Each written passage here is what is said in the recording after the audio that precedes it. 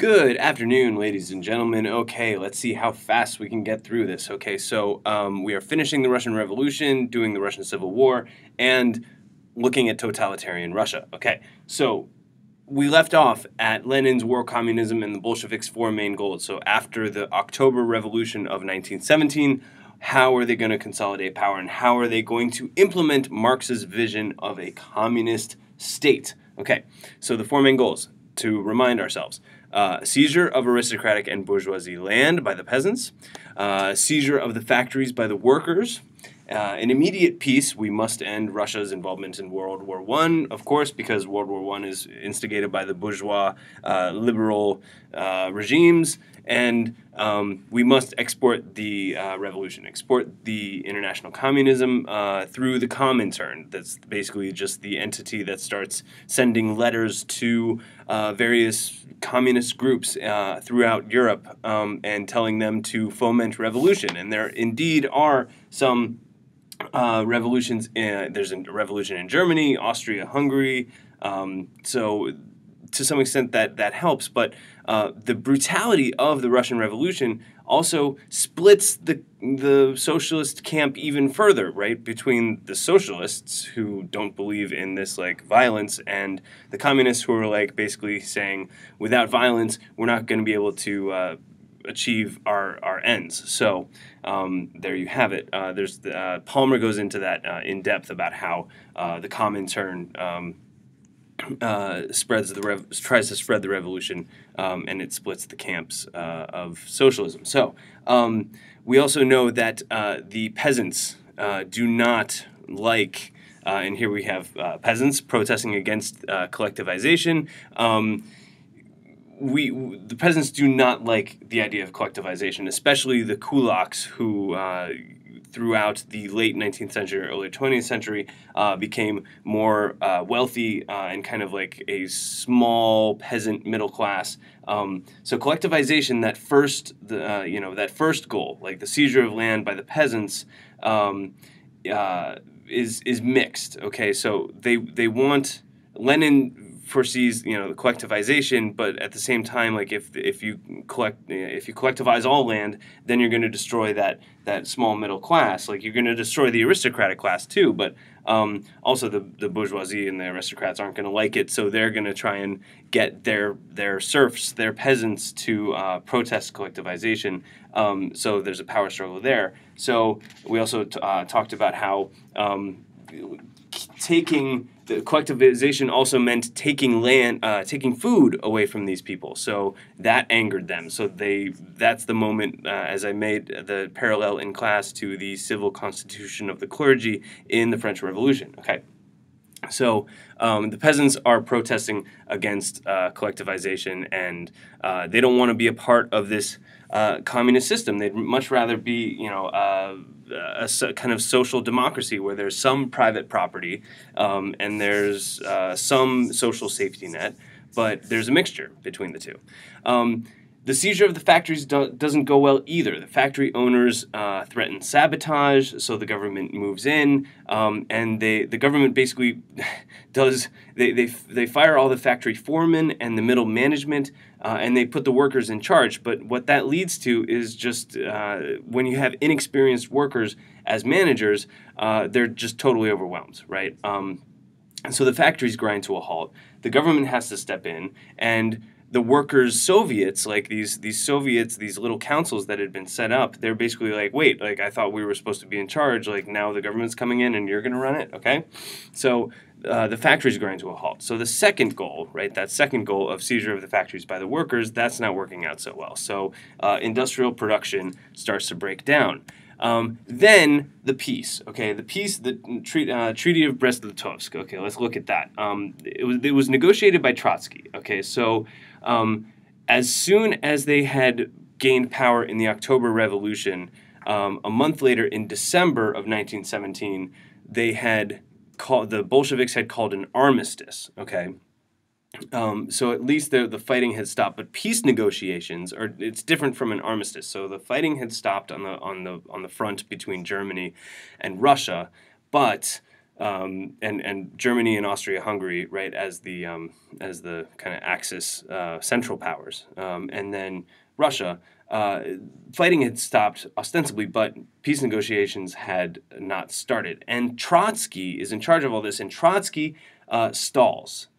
He stalls the peace negotiations because he's hoping for a communist revolution in Germany and Austria. He's hoping that the Comintern and Lenin's goal of exporting the revolution is going to overthrow the dynasties in Germany and Austria, which would give Russia a much better deal because, of course, they would be fellow communists. And yes, those little communist revolutions happen, but then they're overthrown. And so Trotsky's in a pickle. The revolutions don't happen fast enough, and instead Germany and Austria launch another offensive, especially Germany, which was in a much better shape to launch another offensive. They launch another offensive to show, this is in the beginning of 1918, to show that they mean business. And what's left of the Russian army is exhausted. They were counting on revolution and peace, so the Germans capture lots of territory and strengthen their bargaining position. So Trotsky's plan backfires. And then that's why the Treaty of Brest-Litovsk is so lopsided. Okay, so let's look at like some of the land that they give up and that industrial production. I mean, they lose like half of their industrial production, like Estonia, Latvia, Lithuania, Poland. Like all this territory is kind of like taken in the Treaty of Brest-Litovsk. Not the Ukraine, but like a lot of this stuff because this is in between Germany and Russia. So. The Treaty of Brest-Litovsk was finalized in March of 1918, and the Germans play hardball, and Russia is forced to concede all this territory, right? They lose 1/3 of their heavy industry, 1/2 of its coal and iron, so it's a disaster. So finally, what about that other part of the international situation and their attempt to spread the revolution? Well, I already talked about that a little bit. And I'll get to this in a second. Sorry, let me go back to. That's right. When Trotsky fails so miserably to get a good deal, there's two things happen. One, Russians kind of see Trotsky being Jewish as kind of like that he's somehow stabbed everyone in the back, and that and then other people kind of see what Trotsky was trying to do in waiting for revolution, meaning other people, meaning Western Europeans. They see they see Bolshevism as having some kind of Judaic Jewish component to it, and they think because of anti-Semitism, they think that makes it more insidious. Okay, so there's an anti-Semitism part going on with Trotsky, and his tactics during the Treaty of Brest-Litovsk. We're not going to get to that part yet either. Let's stay on the map here. Lenin's attempt to export communism only enrages the Allies and Western Europe. Okay, as you can kind of imagine, and this is going to lead and fuel the civil war between the Reds and the Whites. Okay, so. Britain, France, the United States, even Poland will get involved. We're going to get to that. They blockade Russia. They add to the food crisis in doing that blockade. And then all the allies and ethnic groups, right? Like Estonians, Latvians, Lithuanians, anybody who has anything against the Bolsheviks or against ethnic Russians. Okay, remember that ethnic conflict idea. Because originally Belarusians, white Russians, Belarus, okay, which is here, means Belarusian meaning white Russian. And then Ukrainians consider themselves white Russian as well. So all the allies make contact with all these ethnic minorities that had been under the Romanov dynasty and controlled by the ethnic Russians for so long. They help in with the counter-revolution. They're on the white side, right? So are the cadets, so are the aristocracy. It's a hodgepodge, right? And this is when Trotsky organizes the Red Army, and personal freedoms are further curtailed. The Cheka is strengthened.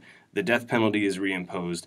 And this is going to lead to the Red Terror, which is basically ongoing. The Red Terror is not like one little time period. It's ongoing in the 1920s. and will feed into Stalin's purges and show trials in the 1930s, and we're going to get to that. So it's going to lead to the execution of thousands, perhaps millions, of opposition leaders. Okay, so long-term significance, obviously, is that Russia's knocked out of the war. This affects the outcome of World War I, as we know, and it's going to lead to the Soviet Union, obviously, all this stuff. But interestingly, the Treaty of Brest-Litovsk gave the remaining Allies a taste of what a German peace would be like.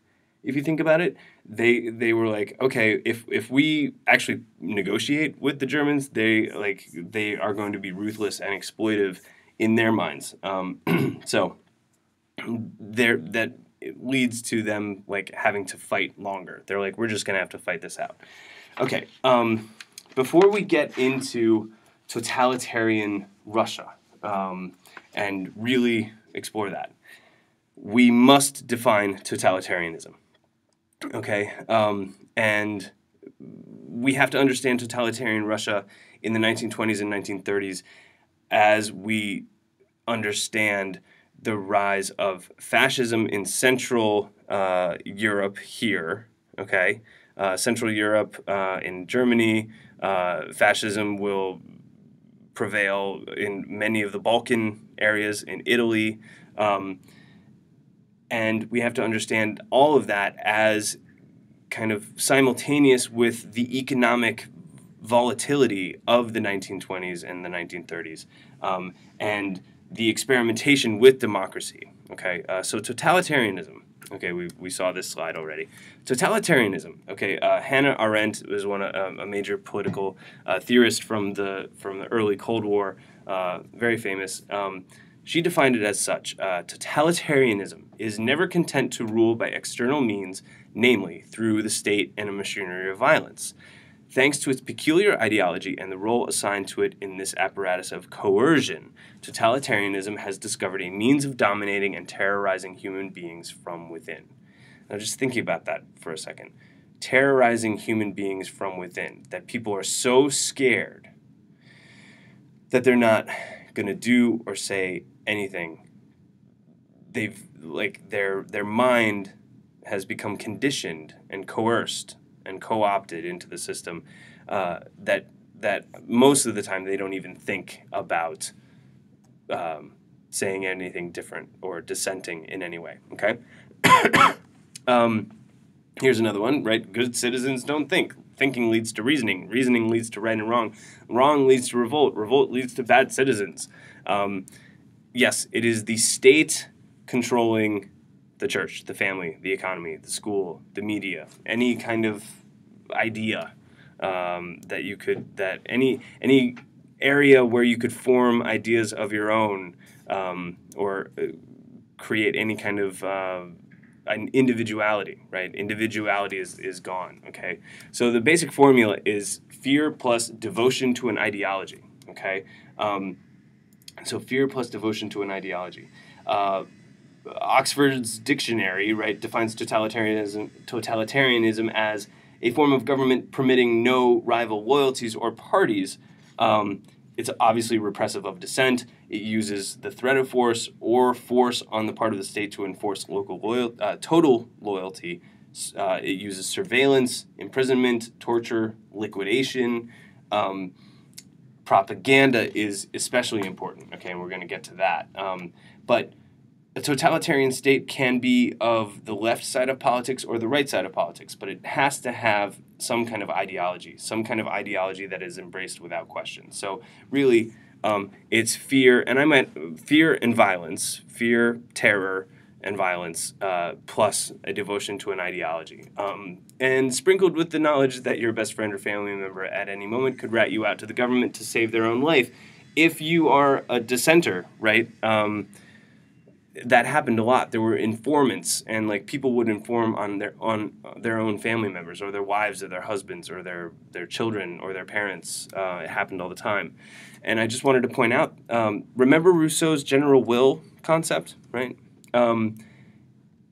I'll just read this. In pre-revolutionary France, the general will was not being expressed, right? And that was not natural. That's what Rousseau said. It's not natural that the aristocracy should rule when the masses have no say whatsoever.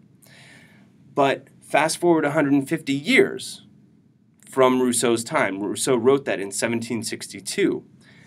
And after the entire upheaval of Western Europe and relativism and the ideas that, like, no, it's not gravity that's pulling you, it's space that's pushing you. So everything's kind of reversed and flipped on its head. If you think about the general will from a totalitarian point of view, the idea becomes if you're not with us, you're against us. That the general will, i.e. the majority is always right. And if the majority is always right, if the general will is being expressed, if the majority is always right, then anybody in the minority is wrong. There's no room for dissent. Therefore, anyone who dissents is wrong and should therefore be liquidated. And here's a nice picture of Stalin. But I just wanted to kind of put this in perspective here, because the either you're with us or against us kind of concept. Every nation in every region now has a decision to make. Either you are with us or you are with the terrorists.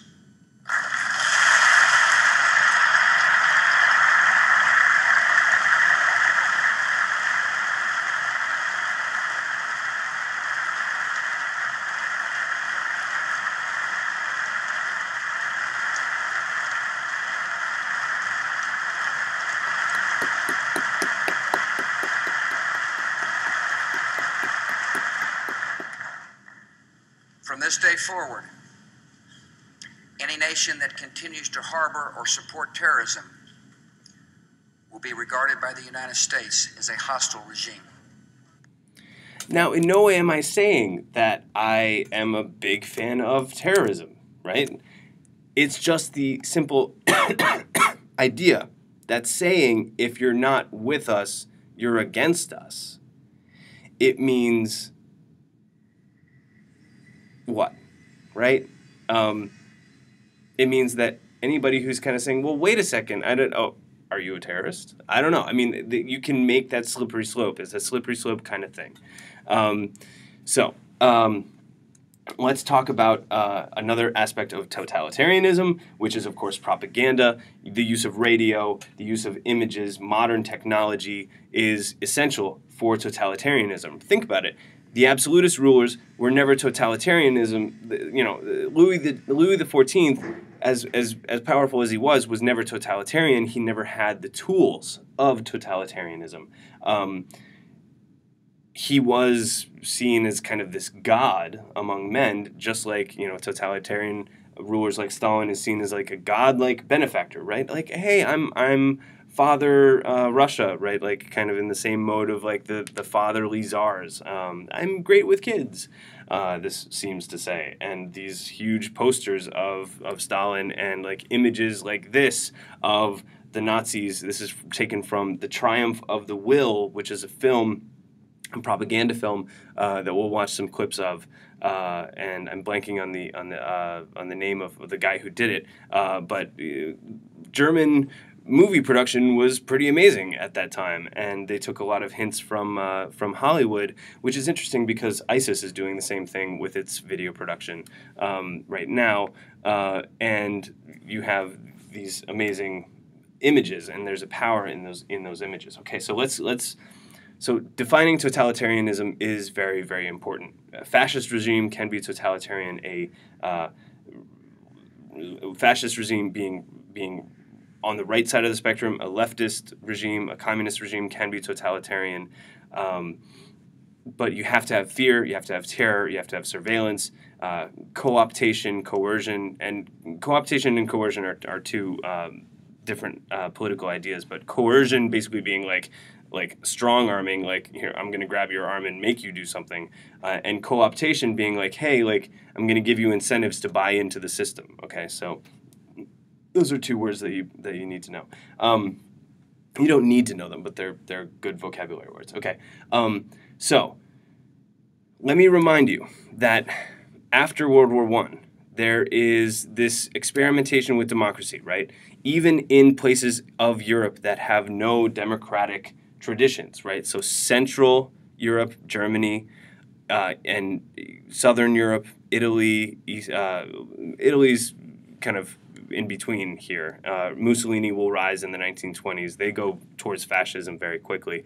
But Czechoslovakia, Austria-Hungary, Romania, right, they all kind of try it out right after World War I ends, but they very quickly opt into communism or fascism, okay? And let's think about this zone of Europe, right? If we draw, remember those inner zones and outer zones? Here's the inner zone. The outer zone, they have no democratic traditions. They're still predominantly agricultural, right? They will suffer from the Great Depression, and that will like increase their sway towards communism and fascism. And they're the slowest to industrialize here. Okay, so they're the slowest to industrialize, and therefore all these things are kind of leading into them. Those Central and Eastern European countries becoming either communist or fascist. So, like, Czechoslovakia, I believe, is the only one that will kind of hold out and still be democratic, while all the others pretty much descend into some form of communism or fascism. Okay, so last we left the Russian Revolution. Okay, we have here's Stalin and Lenin talking. This was a big part of Soviet propaganda, like reinforcing the idea that Stalin and Lenin were good buddies, and they talked a lot about. I'll get to that. Lenin actually hated Stalin and advised against him being in a position of power. But Lenin had a stroke and then couldn't talk, and so really couldn't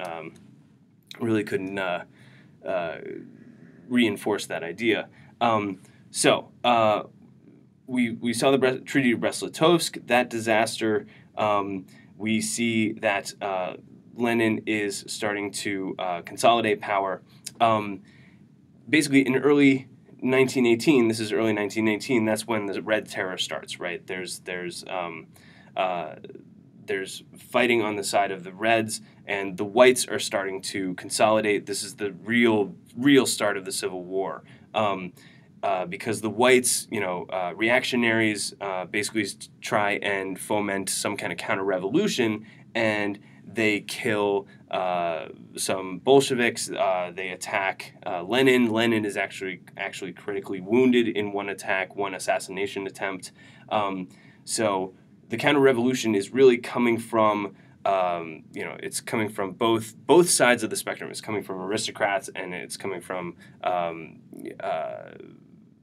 those on the right, those reactionary forces, but it's also coming from the left. It's coming from like people that are being sponsored by the Allies. It's coming from a disenfranchised Social Revolutionary Party. It's coming from the cadets. All that good stuff.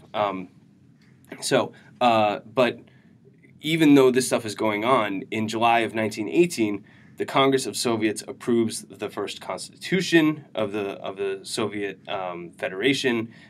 Lenin and the Bolsheviks and continue to try and implement war communism, but it's a disaster. Industrial production in 1923 was 13% of what it had been 10 years before. So in 1913, industrial production was 100%. In 1923, it had been reduced 87%. So that's going terribly. The harvests of 1920 and 1921 are terrible.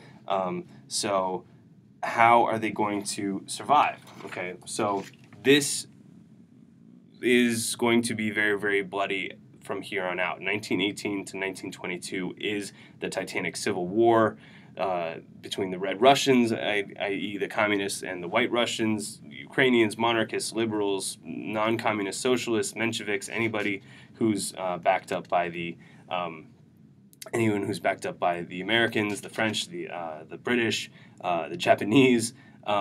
Even in 1920, as we mentioned in class, in the spring of 1920, Poland, right? Poland invades. Okay, so they are getting revenge for the partitions of the late 18th century. And in 1919, the whites launch a major offensive on Moscow, but eventually, for whatever reason, the Reds are able to resist all of this, mostly because they control like the kind of central hub of railway lines between Petrograd and Moscow, and so therefore the whites are never able to the whites are kind of like surrounding everything, but they're never able to mobilize their troops in a cohesive way. Okay, so overall, between 1914 and 1921. Okay, so this is between 1914 and 1921. Just kind of like we're breezing through the Russian Civil War pretty quickly. But between 1914 and 1921, thanks to war, famine, disastrous treaty negotiations, the population of Russia falls from 171 million people to 132 million. Okay, so the Soviet Union is going to spend the rest of the 20th century. They're going to spend the rest of the 20th century trying to get those people back, and they're going to try and get all that land back. Like, think about all this land that they lose to these ethnic minorities, to the Estonians, the Latvians, the Lithuanians, the Poles, the Ukrainians, the Belarusians, right? I mean, they are all these people get some kind of autonomy, and basically, by the time World War II comes to an end, as we'll see, the Soviet Union controls all of that. Okay, so let's go to Lenin's new economic policy, which involves the kulaks, and this is from later on. This is kind of an anti-kulak propaganda poster. But Lenin's new economic policy was a response to the failures of war communism, as we know. It begins in March of 1921. It's, as we know, a partial return to pre-war capitalism. Instead of taking all the food away from the peasants, he starts to say, "Hey, maybe we shouldn't do that." Farmers could actually sell their surplus grain and get richer, and these are the kulaks that are strengthened. Lenin eases controls on trade and industry. He retreats from international revolution. That's a key part. Like, he kind of starts to see, like, hey, maybe international revolution isn't going to work right now. Overall, it's successful. We know that Lenin dies in 1924, but by 1928, production had recovered to 1913 levels. And the West sees all of this as a sign of maturity, right? So by 1925, diplomatic relations had been restored with a lot of Western powers. And we know about Germany and the Treaty of Rapallo from your reading, but I'll get to that in a little while. But all of this is going to kind of lead to further, what am I trying to say, conflict within the party, within the Communist Party, between the Bolsheviks, where like they'll say, hey, is this a good thing? I mean, we're kind of like embracing a little bit of capitalism here. Like, isn't that, we're not supposed to do that? And then there are going to be those that say, well, hey, we're doing pretty well here. So after Lenin dies in 1924 at the age of 53, he had suffered many strokes. He had been injured in many of those conflicts with the whites during the Civil War. So really, he was incapacitated by 1922. So for the last 2 years of his rule, he's kind of not really there. So who would succeed him? Right, the front runner was Trotsky, right here, born in 1879, the son of a farmer. He had experienced numerous exiles with and without Lenin. He was close with Lenin. He was a brilliant intellectual and important theorist for the Communist Party, and he was an effective organizer, right? He's kind of the minister of war. He runs the Military Revolutionary Committee and organized the Red Army, which did defeat the whites. I mean, like Trotsky, after his disastrous negotiation at Brest-Litovsk, he did defeat the whites using a variety of techniques. Okay, so the problem is that, remember this, right? He's Jewish. Okay, and with a history of anti-Semitism, that's not going to go over so well, especially if your rival starts to run perhaps a smear campaign. This guy might under the table, maybe do a little smear campaign. Okay, so obviously Stalin is his rival. He was born Yosef Zhugashvili in 1879, same year as Trotsky, the son of a Georgian farmer, serf turned shoemaker. So Georgia, if you remember correctly, is down here. Georgia, not Georgia, United States Georgia. Georgia is down here around the Caucasus Mountains. So he's technically, Stalin is like an ethnic minority if you think about it. So, you know, that might tie into your understanding of like why does he kill so many people? Well, he's an ethnic minority himself, so maybe he has some ethnic conflict stuff going on in his brain. But this region is very important to Moscow. This is Baku on the Caspian Sea. There's a lot of oil there.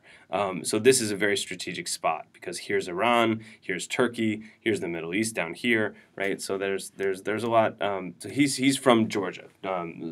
Stalin's from Georgia, and he's not Jewish.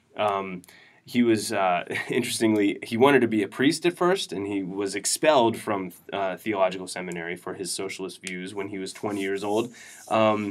He's imprisoned repeatedly by the Tsarist regime, by Nicholas II, and exiled to Siberia during World War I. Like, he doesn't actually fight in World War I because he's exiled in Siberia. And that's where he adopts this name, Stalin, the man of steel. Literally, Stalin means man of steel.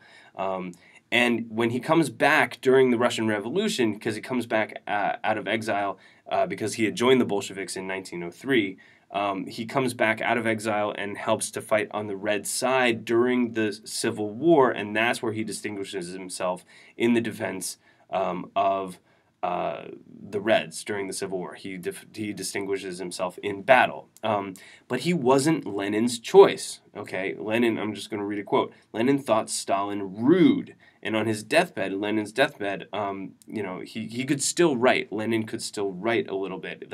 Lenin suggested that Stalin should be shunted aside in favor of someone more tolerant, more loyal, more polite, and more considerate to the comrades. And less basically like egotistical and kind of my way or the highway kind of idea. But remember, Lenin still believed in democratic centralism, right? Stalin, not so much, okay? If you disagreed with Stalin, you could pretty much consider yourself already sent to the gulag. You got a one-way ticket. And Stalin was not a great intellectual, right? He was only kind of like this secretary in the party. And he alone was the guy who kind of made, sorry about that. He alone is the guy who kind of made the idea of a general secretary of the Communist Party a powerful position. So his colleagues, he was made general secretary of the party in 1922. At that time, in 1922, the general secretary position wasn't very powerful. His colleagues made fun of him. They called him Comrade Card Index. Like, they basically said, oh, like, you're a secretary. You, like, do paperwork. And there's a kind of, like, gender stereotype for you, right? And, like, Russians tend to be very gender stereotypical and very old ancien regime kind of gender stereotypes. But he, in that case, he used his position to watch over the membership. Because he was like a card index guy, because he was the general secretary, he knew everybody. He watched over the membership in the party, and therefore he like kind of was the gatekeeper of who can be in the party and who cannot. So therefore, it makes sense that he started to fill it with his supporters. He purged it of people who were loyal to Trotsky, first keeping them out of sensitive jobs, and then by expelling them from the party. And in 1925, he had basically changed the composition of the Communist Party so much in the course of 3 years that he forced Trotsky's resignation as Minister of War and then banished him to Siberia. And then in 1929, he banishes him again to somewhere abroad. That's where Trotsky continues to write against Lenin, and then Trotsky's murdered in Mexico in 1940. Okay. So this is only the beginning for Stalin. There are these things called the sabotage trials in 1928. So pretty much by 1925, you consider Stalin to be in power in Russia. Sabotage trials in 1928 to 1933. This is a series of purges of Russian engineers are accused of attempting to sabotage Russian industry. And there are foreign engineers in the country too, and they're pretty much exiled as well. Like he kills them all because basically they're not making quotas. And so the grain harvest falls from 83 million tons to 60 million tons between 1930 and 1934. So there's more people starving, and that during that time, a lot of people starve in the Ukraine. Now you remember the Ukraine. This is the breadbasket of Russia and the breadbasket of Europe. Like you can grow a lot of wheat in the Ukraine, so like that's why the Ukraine is so desirous, because it's the breadbasket. So there are these sabotage trials from 1928 to 1933. Grain production is falling, and then there are these treason trials from 1934 to 1938, which purges even more of Stalin's enemies from the Communist Party. He uses the Cheka to assassinate people. Some of the great names of the Russian Revolution, like Zinoviev and Bukharin, they are all killed. And then he starts to put the generals on trial. He starts to put the Red Army leadership on trial secretly and purges the army. This is something, interestingly, that Hitler wishes he had done. And Hitler blames like the German army for betraying him, and he basically says he basically says at the end, like, I should have purged the army like Stalin did, because what Stalin's then able to do is cultivate loyalty within the army, and Hitler did that only to a certain extent. Remember, in Germany, one of the things that the Treaty of Rapallo allows Germany to do, and one of the things that the Treaty of Versailles really never does, is totally dismantle the German army. It's still like all those guys who have a chip off on their shoulder because they lost World War I are still in power and in the army at the start of World War II. A lot of those same guys. Okay, so that's a big interesting difference between Stalin and Hitler. But overall, tens of thousands, 2/3 of the party leadership, 1/2 of the army high command, and nearly every important communist left over from the 1917 revolution over the 1920s and the 1930s are arrested, tried, executed, or sent into exile or the Gulag, where they worked 12 to 16-hour days on state projects for meager rations and poor housing. Okay, so let's look at the Gulag for a second. So the Gulag... These are actually workers right here. These are workers that are going to work on a canal. Okay, they're working on a canal. They're trying to connect right here. So here's the White Sea, and here's the Baltic. Right? They were actually trying to dig a canal, basically from Petrograd, which becomes Leningrad. Just so you guys know, that becomes Leningrad. They were trying to dig a canal from here to here to here. That's if you went to the Gulag, that's what you went to do. You went to dig a canal pretty much with your bare hands. Maybe you had a shovel, maybe you didn't, but you were basically working 16 hours a day digging this canal. Okay, and you can imagine all the people that died doing that. We really don't have accurate numbers, but we do have literature, right? So Alexander Solzhenitsyn.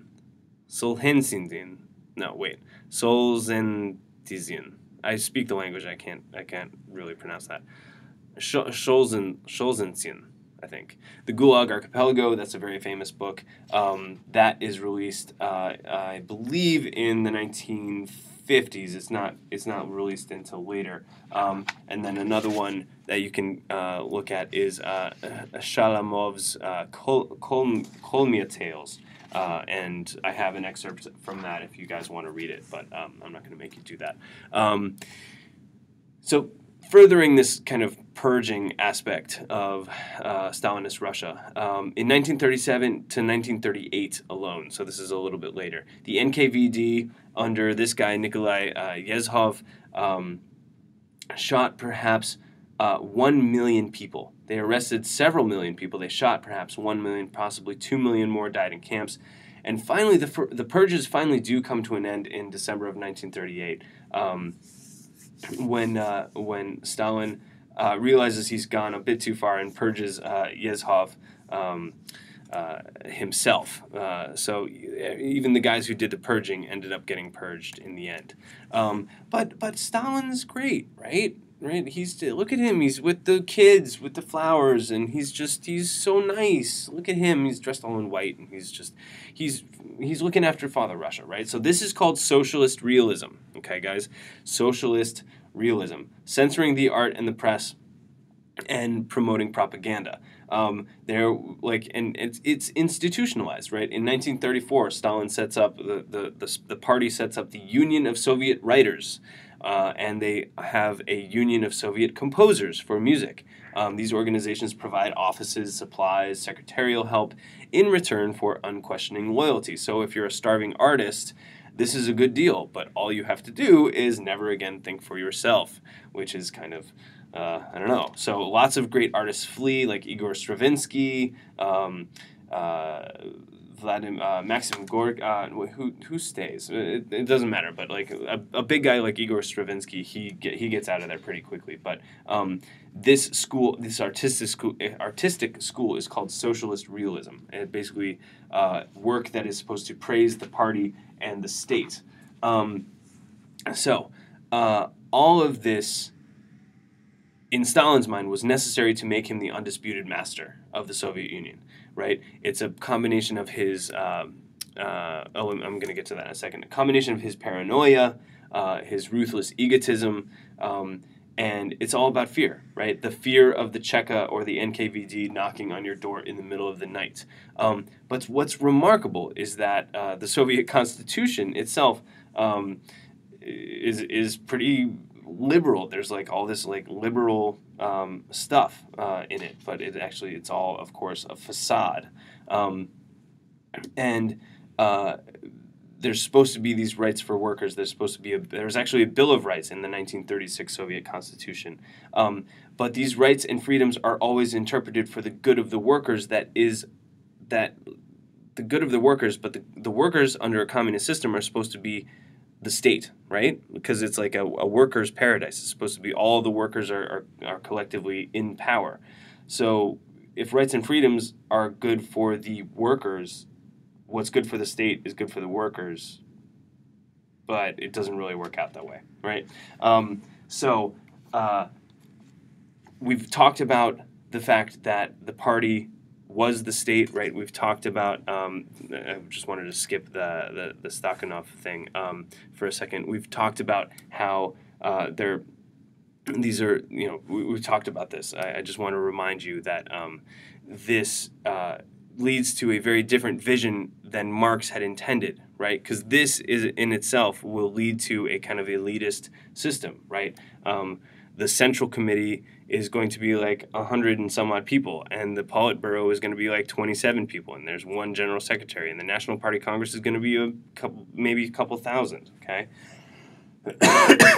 So elitism is still very much a part of Stalinist political composition. Now, I want to get to Stakhanov. Okay, so this is part of propaganda, right? This is the idea of gearing everything towards the workers are supposed to be working for the state at all times, and there's no individual that is above the state.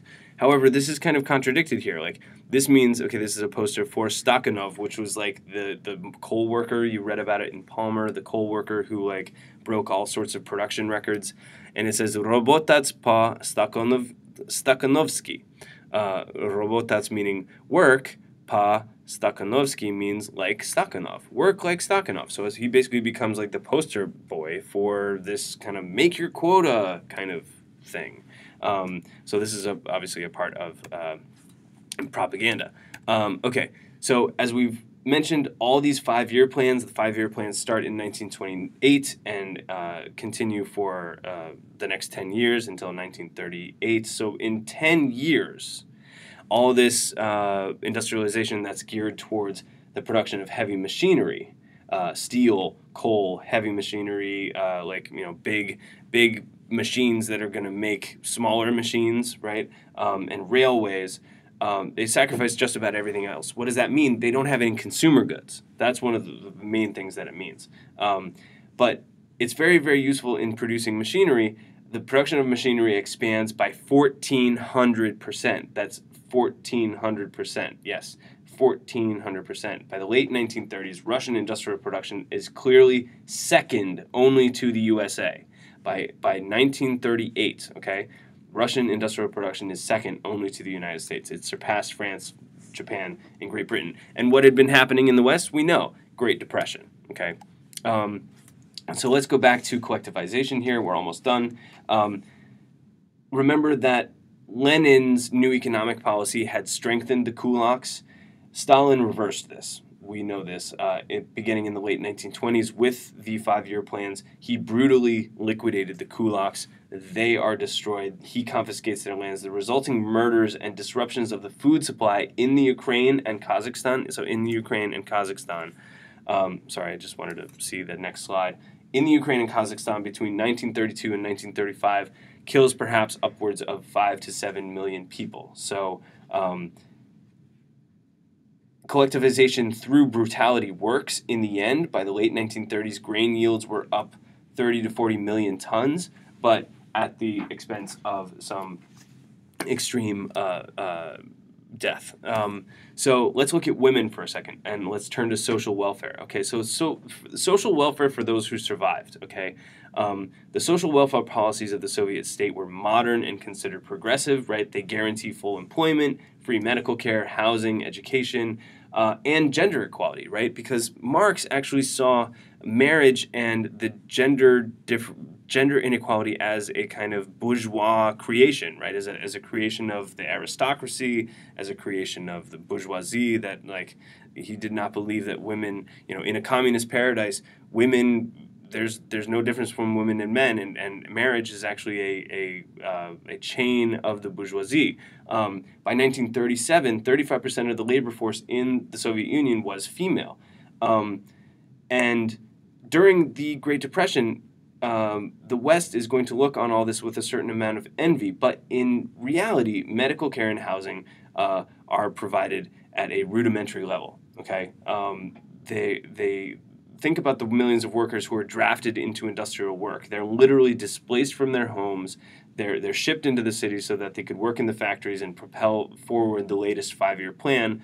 Whole families are crowded into one room, and a terrible. I mean, if you've seen old Russian housing, it's a disaster. Let's look. I actually didn't get a image of this USSR housing.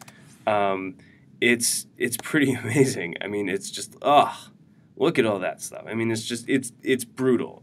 It hasn't gotten much better, and it looks.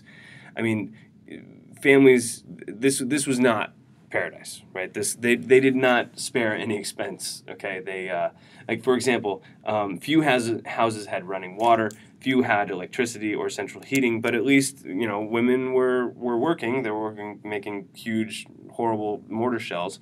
But in 1935, there were only 180 laundries in the entire Soviet Union. This was a state geared towards not the interests of the consumer or the interests of the people, the interests of the state, the loss of total loss of individuality. Stalin, though, even goes against Marx in this gender equality thing. Okay, so in the mid-1930s, this is important. Let me see the next slide. Okay, in the mid-1930s, Stalin, he's worried about the birth rate. He rolls back gender equality. In 1934, he makes abortion and homosexuality criminalized. The family is now made legally responsible for the state crimes of its members. Let me repeat that. The family is now made legally responsible for the state crimes of its members. You could go to the gulag for something your uncle or your cousin had done or said. Okay, so it increases the idea of being terrorized from within and informing on your family. In 1936, limitations were put on divorce. There was a story that, like, a Russian woman basically wrote a book about having to she divorced her husband, but then they couldn't go anywhere, so they had to live in the same apartment still. I mean, it's just like a nightmare. And then he enacts measures that say, okay, women, you're only supposed to really bear children, and of course, all that gender equality stuff from Marxism disappears. Education was actually really good in Russia, and I don't have a slide for that. But education was really, really good, but it's pretty much just indoctrination. Remember that education in a totalitarian regime is designed to engineer loyalty to the state. And religion, against Marx, religion is tolerated. Because why? Because the Russian Orthodox Church survives under Stalin in order to revive Russian nationalism, to kind of promote Stalin's cult of personality. He wants to be seen as a true ancestor of the great czars. So he really, like, by the end of the 1930s, it's not Marxism anymore. It's not even Leninism anymore. It's Stalinism, and it's completely its own thing. Let's get to the last thing. But just a last point on that, like, is Stalinism contrary to Marx? In many ways, yes. There's religion in Russia, there's nationalism, and there's no gender equality. I wanted to point this out: permanent revolution or socialism in one country, right? Stalin starts to promote nationalism, and if you think back to Lenin, communism was never supposed to be about nationalism. Communism was supposed to be international. Communism was supposed to unite workers of all the world, and that doesn't happen. Okay. In terms of foreign policy, I made mention to the Treaty of Rapallo. The book talks about that extensively, but the Treaty of Rapallo, it's designed to alleviate the concerns of Germany, and we all know what's technically happening in Germany, like the hyperinflation. We're gonna have another lecture on that. Hyperinflation in Germany and the horrible effects of that. But this has gone on too long, and that's pretty much all I have.